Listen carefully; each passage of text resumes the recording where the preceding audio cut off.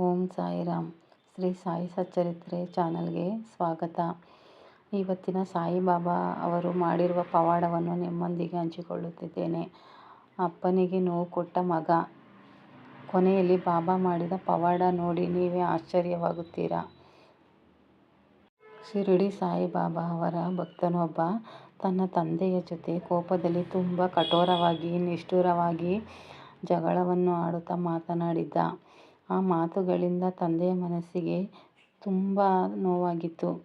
ಜಗಳವಾದ ನಂತರ ಭಕ್ತನು ಊಟ ನಿದ್ದೆ ಮಾಡದೆ ಧೃತಿಗೆಟ್ಟು ಬೇಸರದಿಂದ ಇದ್ದನು. ಇದನ್ನು ತಿಳಿದ ಸಾಯಿಬಾಬಾ ಅವರು ಭಕ್ತನಿಗೆ ತುಂಬ ಬೇಸರವಾಗಿದೆ ಎಂದು ತಿಳಿದು ನಾನು ಹೀಗೆ ಮಾತಾಡಬಾರದಿತ್ತು ಎಂದು ದಿನವೂ ಪಶ್ಚಾತ್ತಾಪ ಪಡುತ್ತಿದ್ದ ಆ ಭಕ್ತನನ್ನು ಅಹಂಕಾರದಿಂದ ಕ್ಷಮೆ ಕೇಳಲು ಆಗುತ್ತಿರಲಿಲ್ಲ. ಒಂದು ರಾತ್ರಿ ಅವನ ಕನಸಿನಲ್ಲಿ ಬಾಬಾರವರ ಮುಂದೆ ಕುಳಿತು ಅಳುತ್ತಾ ಪ್ರಾರ್ಥಿಸಿದ. ಬಾಬಾ, ನನ್ನ ಮನಸ್ಸಿಗೆ ಶಾಂತಿ ಇಲ್ಲ, ನಾನು ಏನು ಮಾಡಲಿ? ನನ್ನ ಅಪ್ಪನನ್ನು ನಾನು ಜಗಳ ಮಾಡಿ ಬೈದಿದ್ದೇನೆ ಎಂದು ಗೋಳಾಡಿದನು. ಆ ರಾತ್ರಿ ಕನಸಿನಲ್ಲಿ ಬಂದು ಬಾಬಾ ಮೃದುವಾಗಿ ಹೇಳಿದರು, ಬಾಗಿದ ತಲೆ ಮುರಿದ ಸಂಬಂಧಗಳನ್ನು ಕೂಡ ಮತ್ತೆ ಸೇರಿಸುತ್ತದೆ. ಅದೇ ರೀತಿ ನೀನು ನಿನ್ನ ತಂದೆಯ ಹತ್ತಿರ ಹೋಗಿ ಕ್ಷಮೆಯನ್ನು ಯಾಚಿಸು ಎಂದು ಬಾಬಾ ಸಲಹೆಯನ್ನು ಕೊಟ್ಟರು.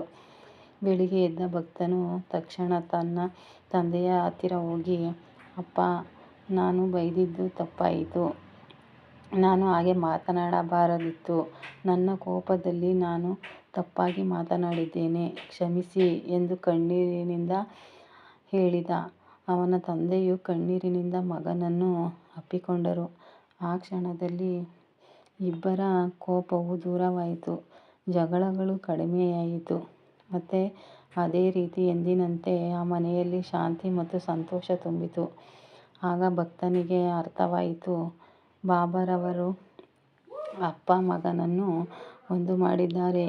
ನಾನು ಕೇಳಿಕೊಂಡಿದ್ದಕ್ಕೆ ಬಾಬಾರವರು ನನ್ನ ಕನಸಿನಲ್ಲಿ ಬಂದು ಕ್ಷಮೆಯನ್ನು ಯಾಚಿಸು ಎಂದು ಹೇಳಿದ್ದಾರೆ ಎಂದು ತಿಳಿದು ಬಾಬಾ ಅವರಿಗೆ ಜೀವನ ಪರ್ಯಂತ ಸ್ಮರಣೆಯನ್ನು ಅರ್ಪಿಸಿದನು ಮತ್ತು ಜೀವನ ಪರ್ಯಂತ ನಾನು ಇರುವವರೆಗೂ ನಿನ್ನ ದರ್ಶನಕ್ಕೆ ನಾನು ಬರುತ್ತೀನಿ ಎಂದು ಶಪಥ ಮಾಡಿಕೊಂಡು ಅಂದಿನಿಂದ ಸಾಯಿಬಾಬಾರವರನ್ನು ಮನಸ್ಪೂರ್ವಕವಾಗಿ ಪೂಜಿಸಲು ಯೋಚಿಸುತ್ತಿದ್ದನು ಮತ್ತು ಹಾಗೆ ಕೂಡ ಪೂಜೆಯನ್ನು ಮಾಡುತ್ತಿದ್ದನು. ಅಂದರೆ ಸಾಯಿಬಾಬಾ ಅವರ ಪವಾಡವನ್ನು ನೀವೇ ನೋಡಿರಿ. ಅಪ್ಪ ಮಗನನ್ನು ಒಂದು ಮಾಡಿದ ಸಾಯಿಬಾಬಾ ಅವರು ನಿಮ್ಮ ಜೀವನದಲ್ಲೂ ಎಷ್ಟೇ ಕಷ್ಟಗಳಿದ್ದರೂ ಅದನ್ನು ನಿಭಾಯಿಸುವ ಶಕ್ತಿಯನ್ನು ಕೊಡುತ್ತಾರೆ.